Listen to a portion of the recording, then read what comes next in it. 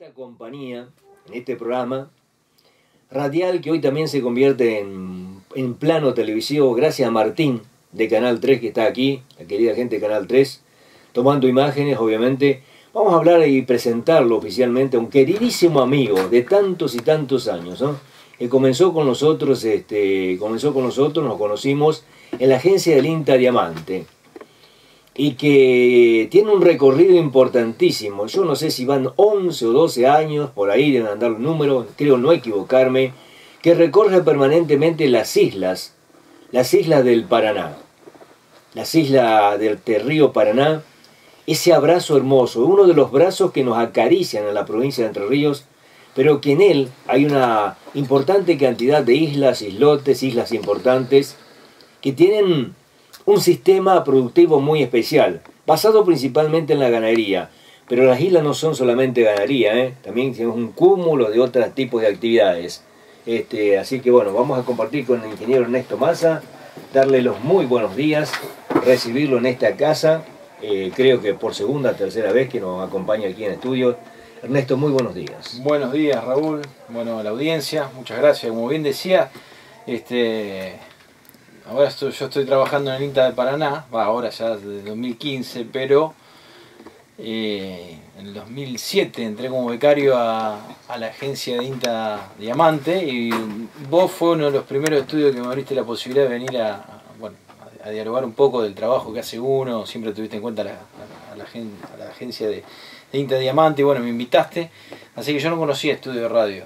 Después, bueno, tampoco nos dedicamos mucho a hablar por radio ni en medio de comunicación, no estamos acostumbrados, pero bueno, algunas notas más nos han hecho. Y vos a veces me hablas por teléfono y a veces me has invitado, varias veces me has invitado, por lo menos, sí, decía la tercera vez capaz que visito acá el estudio. Así que bueno, encantado de volver acá al estudio. Ingeniero, el tema es siguiente, ¿no? Nosotros queremos hoy plantearle a la gente, hemos preparado este programa especialmente para recibirlo a usted, para que nos cuente un poco de cómo es la formática, la estructura de las islas, y también sobre el final de este encuentro que nos explique un poco el por qué se proliferan tanto los incendios en las islas. Más allá de que obviamente, personalmente para mí, creo no equivocarme, son la máxima cantidad son provocados. Mirá, a ver, a lo mejor empezamos, bueno, por este tema que está así tan en boga, sobre todo en un contexto de bajante. Esta es la bajante más larga desde 1884. Me decía el otro día personal del Instituto Nacional del Agua. Si bien es las islas, el delta de Paraná, el río del Paraná, el complejo isleño es un ambiente donde se genera por pulsos, o sea que un pulso, si bien el río tiene una marcha anual, hay meses del año donde por ahí está más alto que en otros meses del año. Generalmente los meses de agua alta coinciden con el verano en esta zona, con una marcha normal. A su vez puede, en otra escala de tiempo que exceda el año, puede tener alguna variabilidad que incluya varios años. Por ejemplo, esta es la tercera consecutiva de una bajante extraordinaria por los niveles bajos del río, o sea, en todos los hidrómetros midiendo durante mucho tiempo niveles bajos, pero también por la extensión. Entonces, básicamente, en esta zona donde estamos nosotros, que empieza a arrancar el delta, estricto, por así decirlo, de acá casi hasta la ciudad de Buenos Aires, el delta a su vez tiene distintas zonas, distintos tipos de islas, por distintos tipos de formación que están ligadas básicamente al comportamiento hidrosedimentológico del río. No solamente es agua, sino que también acumula y trae sedimento de otros lugares que es erosionado, de la gran cuenca del Plata, que es gran parte de Sudamérica. Después de la cuenca del Amazonas, la segunda más grande es la cuenca del Plata, que termina desembocando con todo su sistema de ríos de distinta importancia en el río de la Plata, en la ciudad de Buenos Aires. Entonces, esto de los pulsos que excedan al año. Hay veces que, bueno, ha habido en el 82-83 una de las más largas inundaciones, o sea, sí. Otro contexto. Ustedes calculen que ahora hoy Diamante debe estar alrededor de 1,20 m, por decir un puerto cercano. Diamante llega a estar hasta 7 metros, es decir, son 6 metros por arriba de la marca actual.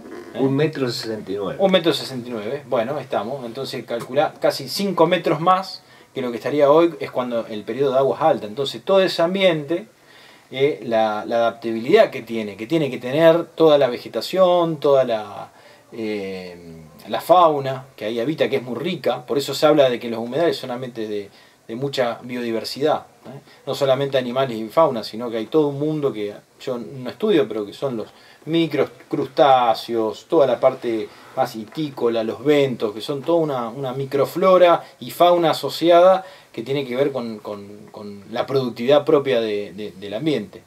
En esta zona, te decía, se empieza a ensanchar la planicie de inundación. Hasta acá podemos decir, Valle María, digamos Diamante, un punto no tan exacto, pero termina el Paraná Medio y arranca el delta, que las islas fisonómicamente son distintas. Por ejemplo, el Paraná Medio se caracteriza, el otro día me tocó dar una charla el viernes pasado en La Paz, entonces ahí con los productores que había alumnos también de escuela, bueno, yo le explicaba que una zona mucho más angosta, donde las islas tienen una topografía más marcada, es decir, en un mismo sector de isla, en una misma extensión de isla puede haber árboles y albardones, que son una parte elevada, que eso si bien se da en esta zona, pero es más tenue el declive natural que hay en las distintas zonas. Entonces eso implica que el agua tenga un comportamiento distinto, por la fuerza y por el tiempo de permanencia en cada uno de los lugares.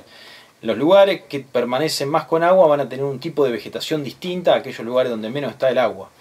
Y eso tiene que ver con grandes zonas marcadas que predomina un determinado tipo de vegetación. Cualquiera de los puesteros, la gente que va, se va a dar cuenta que no es todo lo mismo. Por ahí, yo cuando, hablando de la entrevista, con tu presentación, me hacen alguna entrevista de algún medio de, no sé, de Rosario, o cualquier medio de hincapié, que por ahí ve uno un titular, ahora con esto de los incendios, incendios en el delta. Bueno, es cierto, pero todo el delta no es lo mismo.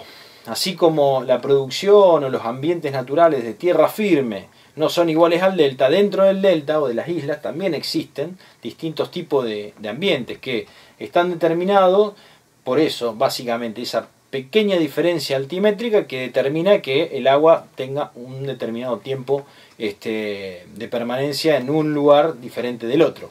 Esa diferencia hace que veamos una vegetación distinta. Hablo de vegetación porque es un poco lo que más trabajo, que está ligado a la ganadería.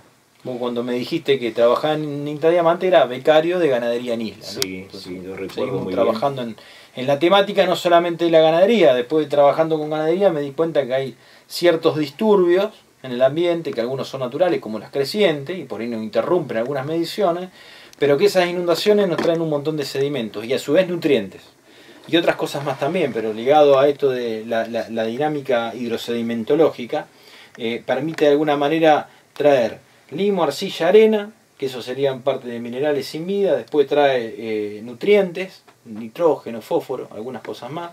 Trae propágulos que tienen que ver con la vida, sea ictícola, como son los peces, que los huevos, los alevines van viniendo de bajada con las crecientes y eso de alguna manera va poblando. Por eso, por ejemplo, los peces, aprendí un poco que hay muchos peces que tienen que ver con linaje subtropical. Bueno, la vegetación también, es decir, estamos en un área templada, de clima templado, en esta zona, pero bueno, tiene una impronta. ¿Por qué? Porque es como un corredor biológico el Paraná, con esa distribución norte-sur.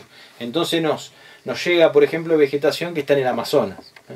Te dejo que me pregunte porque por ahí soy desordenado y me voy yendo. Sí, no hay problema, ingeniero. Sucede lo siguiente, ¿no? Que días atrás nosotros en una comunicación telefónica que tuvimos, no sé si fue particular o al aire, yo le consultaba sobre el cambio de la flora en las islas, obviamente.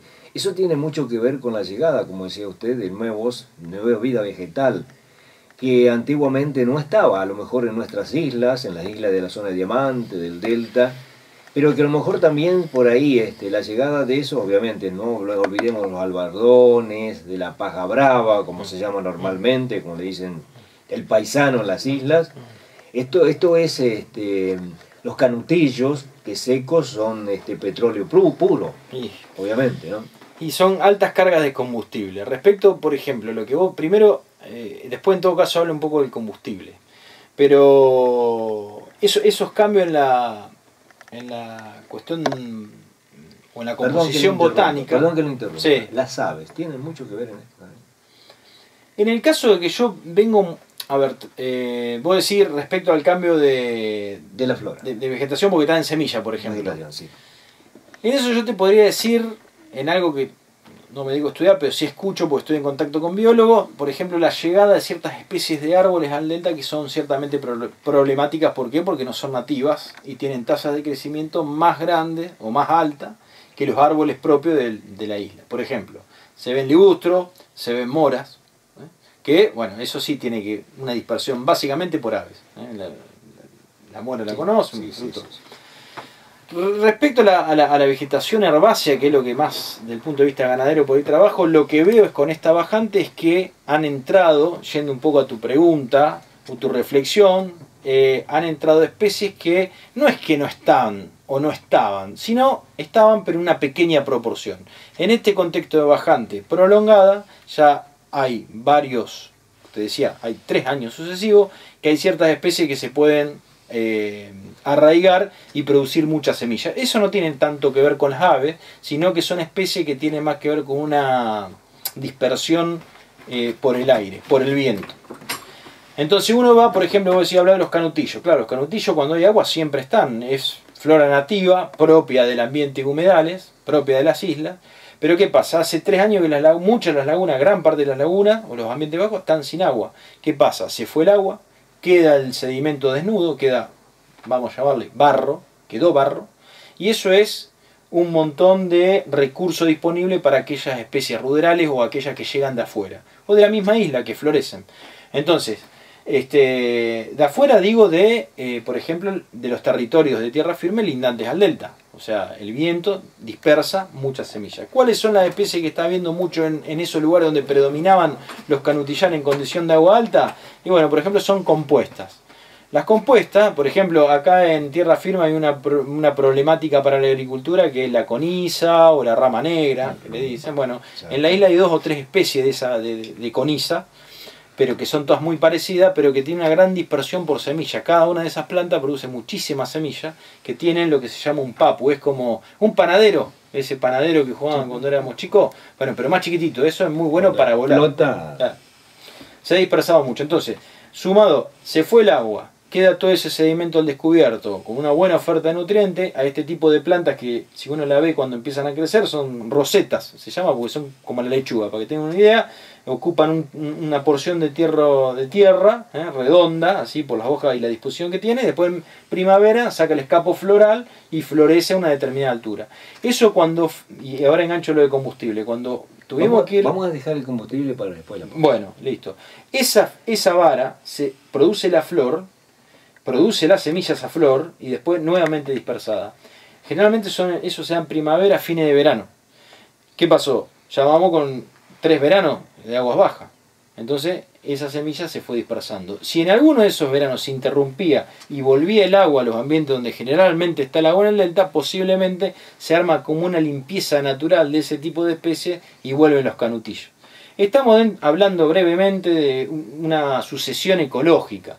No es un gran disturbio, pero sí un cambio en la composición botánica de las especies y por ahí que son más requeridas con el ganado en ese tipo de ambientes bajos.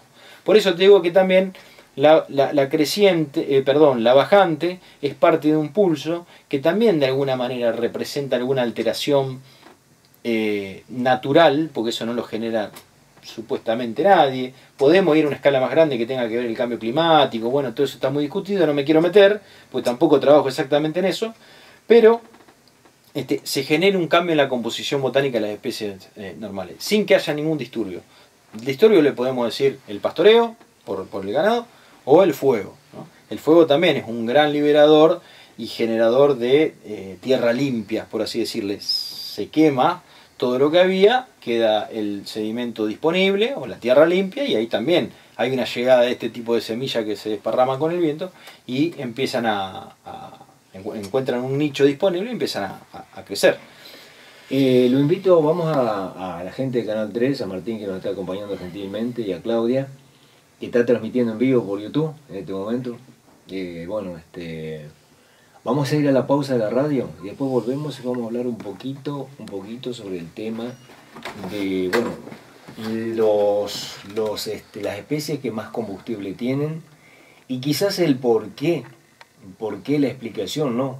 Uno obviamente como periodista agropecuario la conoce un poco, pero a lo mejor hay mucha gente de la sociedad que nos está escuchando que no sabe el por qué. Las quemas en esta época del año, que se da normalmente año tras año, pero que este año han sido con una profundidad tremenda, las quemas que se han dado en las islas, no solamente del delta, sino que también la zona de Diamante se ha visto involucrada con quema de islas. Ernesto, habíamos quedado ahí con la pelota picando en la cancha, como se dice futbolísticamente, ¿no? En este caso, con el lazo en el aire, si tenemos que aplicar una terminología de campo. Hablando un poquito del tema de los elementos vegetales que por ahí son más fomentadores de lo que son los incendios. Bien, el tema de los incendios, está repartida la opinión pública en eso. Sí, Bueno, como hablamos brevemente hablaba de la vegetación tiene una particularidad en la isla que tiene un comportamiento fisiológico que prefiere crecer o está adaptada para crecer en verano. Por lo general, la biomasa de toda la vegetación hay en la isla, como yo siempre te digo, no es lo mismo, te decía hace un rato, hay distintos tipos de vegetación. Dentro de cada uno de esos tipos de vegetación hay 3 o 4 especies que son las más importantes. Vos me hablabas de los canutillos. Bueno, hay 2 o 3 especies de canutillo acá en la zona. Bueno, son muy productivos durante el verano, pero después esa vegetación, en fines de otoño, invierno, depende cómo venga el año de frío, empieza a secarse en pie. No quiere decir que se muera, porque son especies perennes, es decir, que tienen la capacidad de rebrotar. Pero al ojo parecen que están muertas. Esto en un periodo de latencia. Muchas veces los canutillos están bajo agua y la parte que está bajo agua permanece verde, sean hojas o sean tallos. Después, cuando la condición primaveral es favorable, empiezan a crecer de vuelta. Este año, bueno, o esto que estamos hablando de estos últimos años de bajante, se fue el agua. Entonces prácticamente gran cantidad de toda esa productividad de invierno permanece tendida sobre el terreno, sin crecer, incluso empieza a sazonarse, empieza a secarse. Eso de sazonarse no solamente se da en cuenta a la vista, porque de estar verde empieza a estar seco, eso a simple vista no lo vemos, pero también hay un cambio de la cantidad de humedad dentro de ese material. Dentro de la misma planta, en verano a lo mejor tiene el 80% de agua, es decir, que de 100 kilos que hay en el campo, 80 son de agua, pero se va perdiendo gradualmente a medida que se va secando y a lo mejor la relación en invierno se invierte. De 100 kilos de todo ese material empieza a ser 80% de materia seca, 80 kilos y solamente quedan 20 kilos de agua, que es un agua que prácticamente ya no se puede extraer. Nosotros eso lo hacemos tomando muestra y lo vamos secando en unas estufas a temperatura constante para justamente ir viendo la composición de humedad, que tiene mucho que ver con el comportamiento del fuego. Es mucha la energía que tiene que disiparse, o el fuego tiene presente una energía muy alta para evaporar el agua. Por eso es que cuesta prender aquellos materiales que son muy verdes. A eso lo sabe todo el mundo. Cuando tiene mucho contenido de humedad es más difícil. Eso es básicamente energía química que se transfiere hacia el combustible para evaporar el agua. Cuando está seco, cambia esa relación, todo un material tendido. Al no haber estos años de bajante, aquellas aguadas naturales, sean arroyos, madrejones, laguna, la continuidad de esa gran cantidad de combustible es constante, básicamente no está cortada. Entonces, claro, sucede en la gran planicie de inundación del delta, en Rosario, mismo Diamante, hay extensiones muy grandes de islas sin un corte de agua. Una vez que eso se prende fuego, son fuegos absolutamente descontrolados, no son fuegos prescriptos, no son fuegos controlados. Y acá, bueno, el triángulo de fuego, teóricamente, son 3 partes las que lo componen. El combustible, que les hablé un poquito, a raíz de todo este problema, vos decís que este invierno fue muy problemático, el mes de agosto puntualmente también, pero en los últimos 3 inviernos hubo grandes eventos, mucho lío con esto del fuego, mucha superficie. A raíz de esto el año pasado, con parques nacionales y otra institución, la Facultad de Veterinaria de Zavalla, armamos como un trabajo rápido, digamos, por así decirlo, para tratar de muestrear qué pasaba en el combustible, porque el combustible es una medida de lo que puede llegar a pasar, para trabajar a priori del problema. Y nos habían hecho trabajo de eso, a su vez participó el Ministerio de Ambiente de la Nación. en esos relevamientos. Y bueno, básicamente fueron 2 informes de otoño-invierno, después se discontinuó, este invierno no se hizo, pero porque bueno, son cuestiones que van saliendo. Yo creo que hay instituciones que deberían empezar a tomar esos muestreos con semejante problemática y de una manera más prolongada en el tiempo y tomarlo como una cuestión, así como miden la altura del río, ya porque el fuego yo vengo sosteniendo y hablo con colegas que va a seguir estando en el delta, queramos o no, leyes o no. Para lo cual hay que también entender el fenómeno. Los fuegos de los humedales no son los mismos que los fuegos de tierra firme o el mismo monte del centro norte entrerriano. Tiene sus particularidades del delta como ambiente característico, entonces va a tener unas particularidades distintivas del fuego. ¿Cuáles son particularidades distintivas? Bueno, lo que estábamos hablando, el combustible. Hay sectores de la isla, por ejemplo los pajonales, voy a hablar de los pajonales que tienen 15.000, 20.000 kilos de materia seca en esta época del año, en pie, distribuido en 2 metros de alto. Los ambientes de canutillares que ahora están secos, a lo mejor tienen entre 8 y 10.000 kilos de material tendido, pero están concentrados en 40 centímetros. Entonces el comportamiento de un pajonal en el fuego va a ser muy distinto a lo que suceda en un canutillar seco, que son 2 de las grandes comunidades que se han quemado en todos estos inviernos. Por suerte, no tanto los bosques, aparte la proporción de bosques en el delta, o sea de Diamante para el sur, es relativamente poco. Son islas más bien planas donde predomina la vegetación herbácea. No tanto los bosques, pero en fuegos descontrolados, hace 2 semanas se quemó Isla de Santa Fe, el Parque Nacional Isla de Santa Fe, una parte importante, y bueno, parte de un proyecto que estamos trabajando, yo no pude ir, pero parte de los guardaparques que están en ese proyecto, fueron a primero tratar de extinguir, pero se quemaron como 500 hectáreas, y me mandaban algunas imágenes donde no solamente se quemaron los canutillares, sino que se fue a algunos bosques. Entonces la incidencia del fuego puede ser muy distinta y muy... la agresividad o la severidad del fuego puede ser distinta si es un bosque o puede ser un canutillar. En semejantes condiciones no hay que promover el uso del fuego, no hay que quemar. Por eso yo estoy en contacto con unos productores que ellos me han admitido que en algún momento de su vida ganadera, su historia ganadera en la isla, han quemado los pajonales, pero que en este momento en vez de prender fuego han estado apagando. Hay algunos puesteros que por ahí prenden. Vengo de estar hoy a la mañana recorriendo una isla ahí, pero es más en el Paraná Medio, entre Paraná y Santa Fe. El productor me decía, mira, yo no estoy prendiendo fuego, no quiero el fuego, pero hubo algunos eventos de fuego. Y bueno, él habló de algunos cazadores, justo tiene una costa donde la gente va mucho a pescar. Yo no estoy echando culpa, porque hoy te hablaba del triángulo de fuego. Uno de los triángulos de combustible, que algo ya hablé. El oxígeno que está en la atmósfera y no lo podemos manejar, es el aire, es parte del aire el oxígeno, entonces eso está. Entonces hasta ahí el ambiente produce el combustible, está. El oxígeno está, y hay otra cuestión que otro de los extremos del triángulo, que es la ignición. Ahí en la ignición entramos con esto de, por ahí, echarnos las culpas. ¿Quién prende fuego? La ignición es la chispa. Claro. La chispa está generada y ahí hay evidentemente algún problema. Yo no tengo duda que hay distintos intereses en el delta, pero hay una condición predisponente también para que sea muy importante el fuego, la bajante, esta cosa natural que te explicaba, lo de que es una vegetación que le gusta crecer con calor y se empieza a secar por más que no haya helado, con bajas temperaturas se empieza a secar.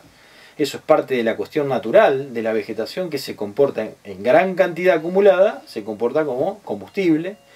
Y después está lo otro, y lo otro hay múltiples intereses. La verdad, los informes del Plan y Manejo de Fuego Nacional dicen que el 95% son generados. Hay una voluntad de generar el fuego. Me parece que hay que trabajar. En estos 3 años ha habido un poco más de coordinación entre las provincias. Hay más recursos de cuando arrancó todo esto a principios del 2020. Justo coincidió también con un cambio de gestión de gobierno. El plan de manejo de fuego nacional estaba en otra órbita, con menos recursos. Ahora está habiendo recursos, por lo menos monetarios, para invertir en brigadistas. Se han construido en Diamante hay 1 y va a haber 12, de los cuales están 5 activos, los faros de conservación en el Parque Nacional Predelta hay 1, que tiene toda una aparatología, pero entre ellas unas cámaras de muy alta precisión para detectar los primeros fuegos, pero no solo detectar es una parte. Después hay que tratar de atacarlos rápidamente para que no evolucionen esos fuegos. Se están incorporando y se están coordinando ciertas cuestiones que tienen que ver con tecnologías apropiadas, comprando helicópteros, comprando aviones, pero muchas veces no sucede. De hecho, en los países donde más se quema es donde más se invierte. Está Estados Unidos, está Australia. Escuchaba el otro día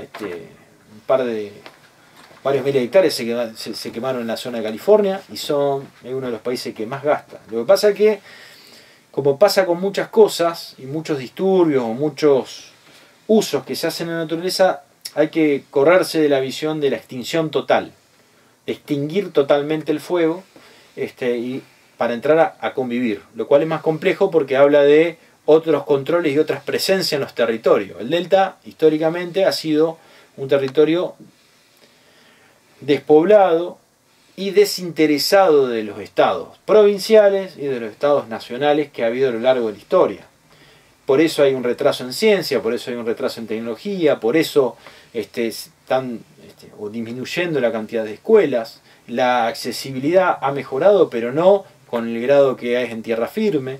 Hay un montón de problemas en el delta que por ahí el fuego hace que, quede más o menos descubierto. Entre Ríos, por ejemplo, tiene una gran proporción de la zona de Islas de Victoria, por ejemplo, es del estado entrerriano. También los estados tienen que hacer cosas.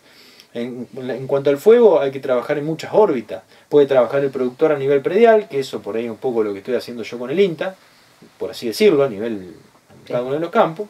Pero también hay otra órbita un poco más grande, que es el paisaje, hay otra órbita que tiene que ver con la política y lo interprovincial. Hay tres provincias acá.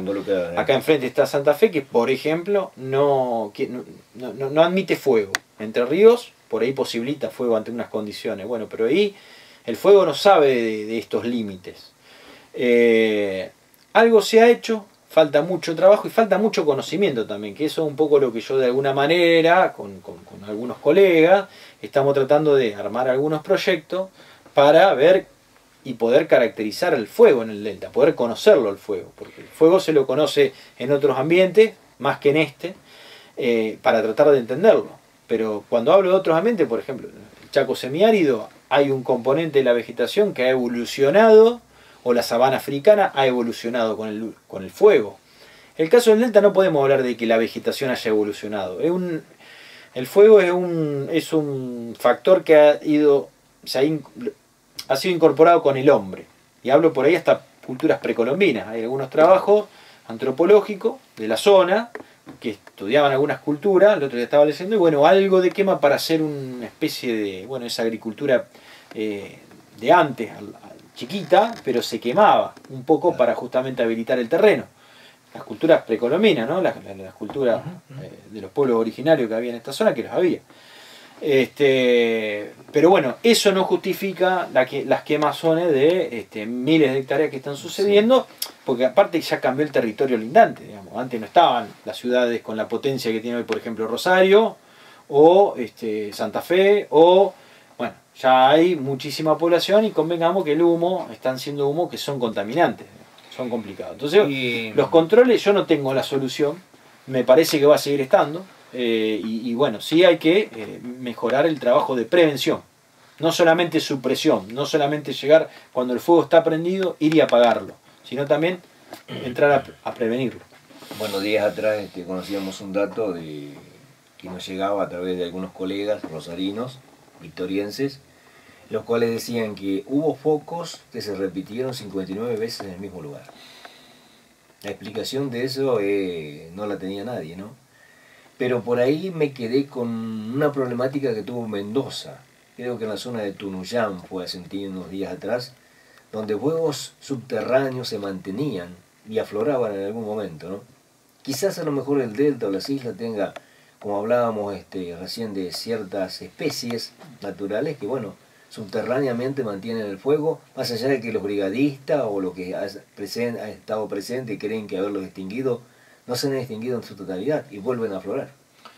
Vamos a ver. Es todo cuestión de estudio, ¿no? Vamos a dos partes. que es muy interesante lo que vos decís. Por un lado, eso de los 59 focos en el mismo lugar. Ahí eso se está tomando con información satelital. Hay distintos productos que uno accede con la computadora. Hay un servidor de la NASA que incluso puede ir día a día cómo va variando. Parte de esa información la han hecho con eso. Son focos de calor. El foco de calor no quiere decir exactamente que sea un incendio. El foco de calor es cuando la temperatura de ese lugar en el momento que el satélite toma es en promedio más alta que el promedio. Claro. ¿No? Entonces, si está la temperatura del suelo a 12 grados, un foco de calor puede ser si durante 2 o 3 días hubo consecutivamente algún evento de algo que levantó la temperatura en ese lugar. Puede ser un incendio, pero puede que no.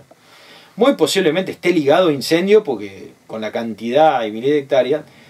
Pero también hay una cuestión, digamos, que tiene una resolución espacial lo que lee el satélite, que depende del satélite, pero varía. Son cuadrados que se llaman píxeles, ¿no? Que eso lo va relevando. Que no exactamente pueda coincidir uno con el otro. De otro punto de vista, es decir, si 59 veces se quema un mismo lugar, quiere decir que ese ambiente en un periodo de tiempo se regeneró.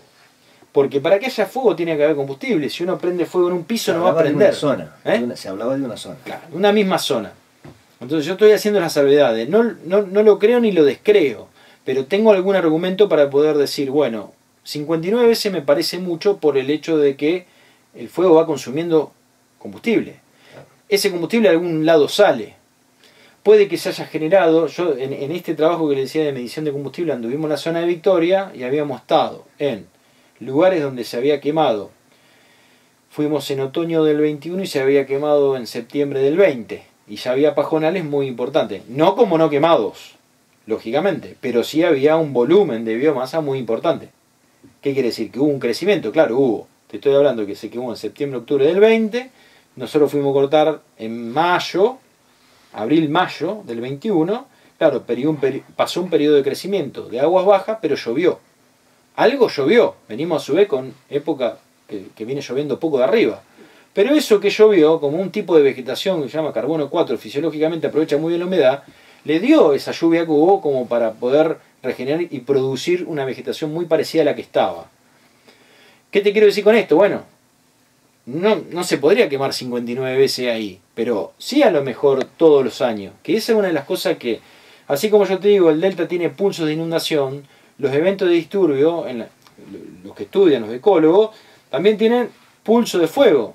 Por eso te digo, hay que entender al fuego en el delta, porque hay que ver la frecuencia. ¿De cuánto es la frecuencia? Y la frecuencia va a estar posiblemente relacionada con la generación del combustible. Como un ambiente muy productivo, que todos los veranos se produce mucha cantidad, mucha productividad vegetal, puede que esté asociado. Ahora, también me decían que hoy un productor, por ejemplo, que hay veces que no se pueden quemar.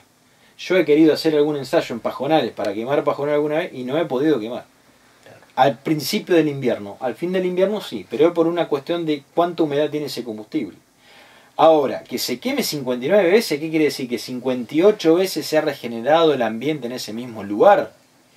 Yo tengo mi duda. Sí, pero es por una cuestión, yo creo que es una cuestión de escala de lo que lee el satélite territorial, que a lo mejor el fuego fue un foco dentro del píxel en un determinado lugar, se quemó ahí al lado, y el satélite lo vuelve a leer como el mismo lugar. Una cuestión. Pero, a ver, otra presunción es que el ambiente se regenera rápido. Se genera, no es que... Y otra cosa es lo que estaba vos diciendo. En la zona de Victoria, acá, pero más en la zona de Victoria, hay en el delta, por eso yo te digo, no es todo lo mismo, y hablábamos de vegetación y rápidamente les dije cuáles son los grandes tipos de vegetación. Pero bueno, si hay vegetación distinta y el agua, como te decía al principio de la nota, hay distinto comportamiento que da un tipo de vegetación, también va a haber suelo distinto. Y ahí viene lo tuyo. Un pajonal tiene un suelo orgánico, inorgánico. Inorgánico quiere decir que tiene 5% de materia orgánica, como los suelos de la zona acá de Diamante agrícola. 5 o menos. Los suelos orgánicos que hay en el delta tienen 15, 20%. Con un proyecto estamos midiendo suelo en 20 campos del delta, que lo hicimos entre diciembre y noviembre del año pasado, ahora tenemos que hacerlo de vuelta. Una de las cosas que medimos es suelo. Claro, y hay suelos que tienen 15% de materia orgánica, pero hay suelos que tienen 2 o 3 de materia orgánica, o sea, son minerales. Y los otros que tienen muchas son orgánicos. Y ahí el fuego, ¿por qué se genera? Bueno, se van rellenando lugares con microrelieve donde queda el agua, se genera un tipo de vegetación, pueden ser los camalotes, se fue el agua, se empiezan a acumular. Son capas de crecimiento viejas que se van acumulando, se van aplastando, que se va degradando y que falta oxígeno ahí. Falta oxígeno, ¿por qué? Porque se va aplastando, o porque hay agua. Generalmente son lugares que están inundados, entonces el agua desplaza el oxígeno. Eso implica que se arman colchones, a su vez cuando no hay oxígeno la degradación es más lenta. Cuando están inundados la degradación es muy lenta. Uno ve ahí lo que le llaman, son restos vegetales en descomposición. Tallo, hoja, distintos tipos de... que van rellenando el lugar. Entonces se va el agua y eso queda ahí. Si agarra fuego eso es distinto que agarra un suelo mineral. Se empieza a quemar, parece que se apagan y muchas veces quedan, sale humo. Si hay una entrada de aire, por ejemplo la pisada de un caballo, entra y se genera. Eso me lo mandaron el otro día, tengo un video ahí de una isla ahí en frente de Ramallo. De una productora que va, me dice, mirá, entró el fuego, mirá cómo quedó. Y quedan humeando varios días.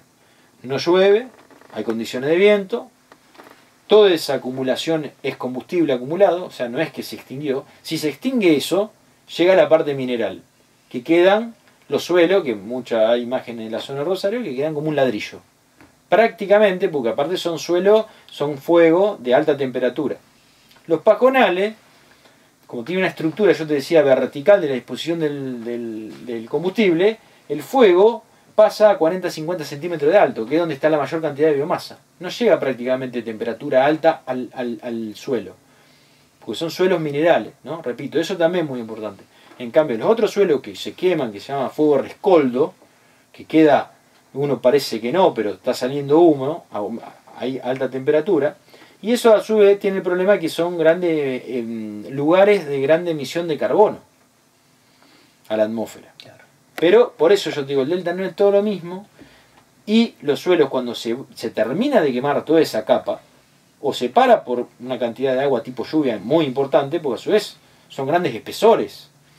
En el sur se extrae eso y le llaman turba subtropical. En el sur digo, en el delta, en la zona de Bicuí, hay gente que vende eso a los viveros de Buenos Aires. La turba subtropical. Claro, entra el fuego ahí, con falta de oxígeno se va consumiendo muy de a poquito, pero el fuego está prendido. Ante una condición predisponente, puede que se arme una llama, tranquilamente. Si se consume toda esa capa, quedan suelos prácticamente inertes. Porque son altas temperaturas, queda todo resquebrajado, parece un ladrillo, el color del ladrillo. Aparte, hay mucho limo dentro de los suelos de la isla. A veces los albardones son arenosos, uno se da cuenta porque agarra con la mano, pero en las partes más internas hay mucho limo, que una parte es una partícula más fina que la arena. Entonces, se generan son varias las aristas del problema. Bueno, ingeniero, muchísimas gracias por la visita a Radio Eclipse y compartir este pulso también productivo con la gente de Canal 3. Bueno. Muchas gracias por su presencia y bueno, ya dado el momento volveremos a citarlo para poder charlar así tranquilamente, plácidamente, cómodamente de las distintas variables, ¿no? También la ganadería es importante, la ganadería en isla, que sería otro de los temas que podríamos abordar a través de una charla. Sería, sin problema, cuando quieran. Les agradezco acá a los colegas también del canal, muy amable por el espacio, por el tiempo. Muchísimas gracias, a la gente de Canal 3 también, este pequeño pulso productivo que queremos mostrarle un poco a la gente, charlando con distintos referentes, ¿no? Que tienen que ver con el sector, con distintos sectores sociales. Estos son distintos sectores sociales. En este caso es sectores productivos, la problemática de las islas, de los incendios, las distintas problemáticas que tenemos, el componente de las islas, que por ahí mucha del común de la gente no desconoce el componente de las islas. Y bueno, una voz capacitada con 12 años de estudio permanentemente en las islas, ingeniero Massa nos ha estado acompañando. Así que muchas gracias a él. Gracias Martín por tu presencia. y gracias a la gente de Eclipse que nos permite trabajar en conjunto con dos medios a la par. Nos vamos a la pausa, Claudita.